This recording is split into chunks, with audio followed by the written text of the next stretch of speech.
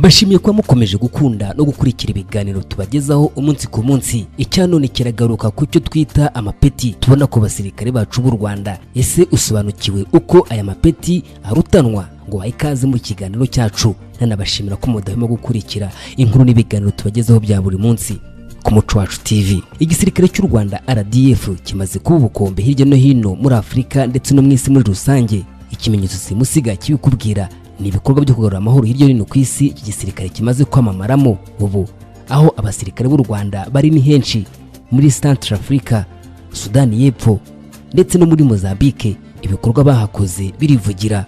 Ni byinshi bigenderwaho abasirikare bahabwa amapeti, gusa iby'ingenzi harimo kugaragaza ubunyamwuga mu kazi, kurangwa n'ikinyabupfura ndetse no gukora ibikorwa by'indashyikirwa bihesha ishema igisirikare n'igihugu muri rusange. Ibijyanye n'amapeti y'igisirikare cy'u Rwanda, ibirango bya buri peti ndetse nuko amapeti agenda rutanwa, muri kiganiro cyacu tugiye kubigarukaho.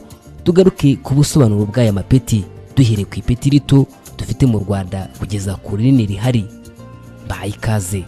Ubusanzwe ibyiciro bikuru by'amapeti y'ingabo z'u Rwanda ni bibiri, ariko buri cyiciro nacyo kigenda kibamo ibyiciro bito.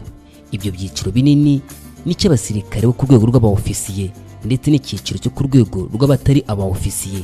Mu cyiciro cy'abasirikare batari abaofisiye, amapeti yabo abagaragara mu buso bw'ibara ry'umukara, mu gihe abaofisiye bose amapeti yabo abagaragara mu buso bw'icyatsi cy'ibara rya gisirikare bakunda kwita vert militaire. Reka dutangire icyiciro cya mbere, duhere ku basirikare bato.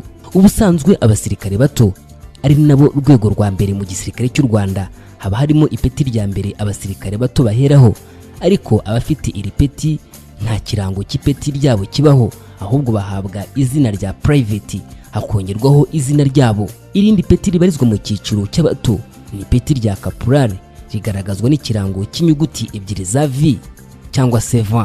Icyiciro cya kabiri nabo bakunze kwita sous-officier. Icyiciro cy'abasirikare bitwa mu rurimi rw'igifaransa aba sous-officier gitangirira ku musirikare ufite ipeti rya serija. Iri rikagaragazwa n'ikirango cy'inyuguti eshatu za V cyangwa se V. Ipeti rikurikiraho ni irya staff sergeant, rigaragazwa n'ikirango kimeze nk'ipeti rya serija ariko rikiyongeraho akarongo gafite ishusho nk'iy'umwashi kajya hejuru. Nyuma y'iri peti hakurikiraho ipeti rya serija major. Umusirikare urifite akaba yambara ikirango kirimo akarongo kamwe gasa n'agatambitse. Nyuma y'uyu haza ufite ipeti rya warrant officer 2. Uyu akaba agaragazwa n'ikirango cy'uturongo tubiri dutambitse, hanyuma agakurikirwa n'ufite ikirango cy'uturongo dutatu dutambitse. Uyu akaba yitwa warrant officer 1. Icyiciro cya gatatu nabo bakunze kwita junior officer, abaofisiye bato. Iyo ugeze muri iki cyiciro uba watangiye kujya mu basirikare bo ku rwego rw'abaofisiye. Uretse kuba umusirikare ugeze muri uru rwego ahita anatangira kwambara amapeti ari mu birango biri mu buso bw'ibara ry'icyatsi cya gisirikare, anatangira kwambara amapeti ye ku mpande zombi, iburyo n'ibumoso. Bivuga ko ibyo aba yambaye ku rutugu rumwe binagaragara ku rundi rutugu, mu gihe abatari abaofisiye bo bambara amapeti yabo ku ruhande rumwe gusa. Uretse serija majoro ndetse na warrant officer 2 na warrant officer 1, ibirango by'amapeti y'abasirikare bo kuri uru rwego byose bigaragara mu nyenyeri, ariko izi nyenyeri zikaba nazo ari zo mu rwego rwa mbere, kuko hari n'izindi nyenyeri zo mu rwego rwo hejuru tuza kubona muri iki kiganiro cyacu. Ipeti rya mbere mu ofisiye bato junior officer ni second lieutenant, rikaba rirangwa n'inyenyeri imwe.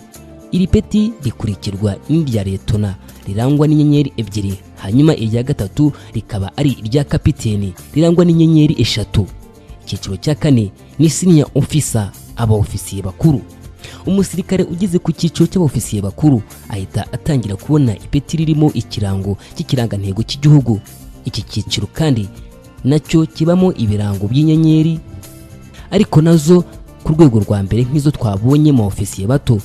Ipeti rya mbere muri iki cyiciro ni majoro, rirangwa n'ikirango cy'ikirangantego. Iri peti rikurikirwa n'irya letona koloneli, rirangwa n'ikirango cy'ikirangantego cy'igihugu, kongeraho inyenyeri imwe.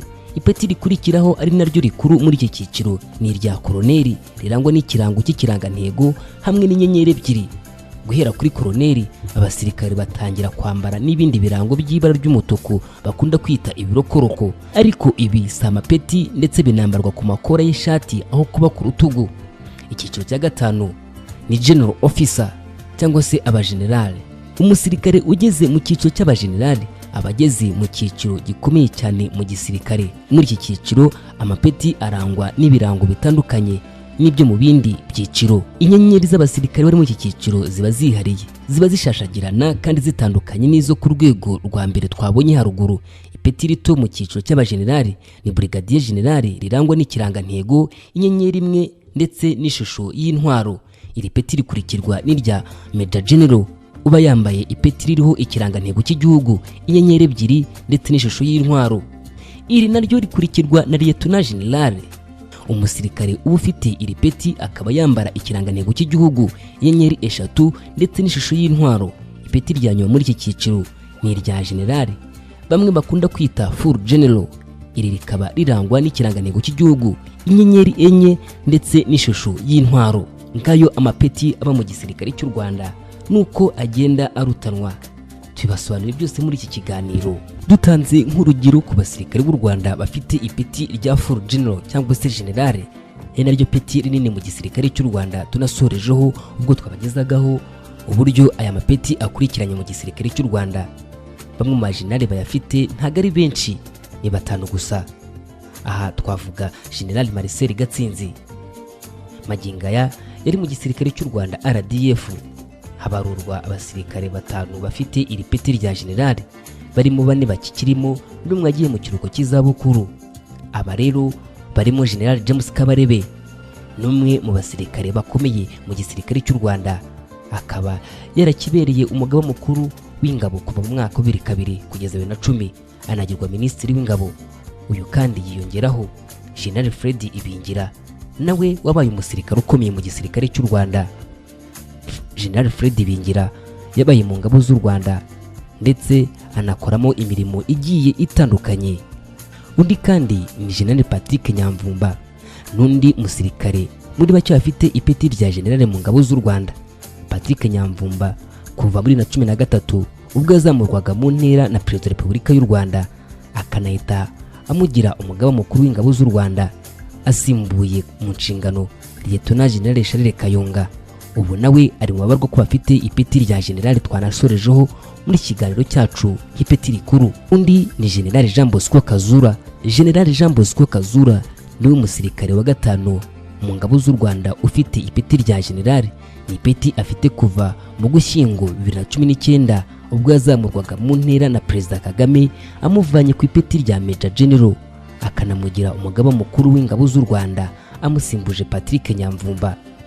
Ni ipeti rifite abasirikare batanu, bane baracyari mu gisirikare cy'u Rwanda, aba umwe yagiye mu kiruhuko cy'izabukuru. Mu biganiro byacu tuzakomeza kugenda tubagezaho ibiganiro byiza kandi bicukumbuye. Mbashimiye kuba mukurikira Umuco Wacu TV, mukomeze munogerwe n'ibiganiro tubakorera, munakora subscribe. Tuzasubira ubutaha.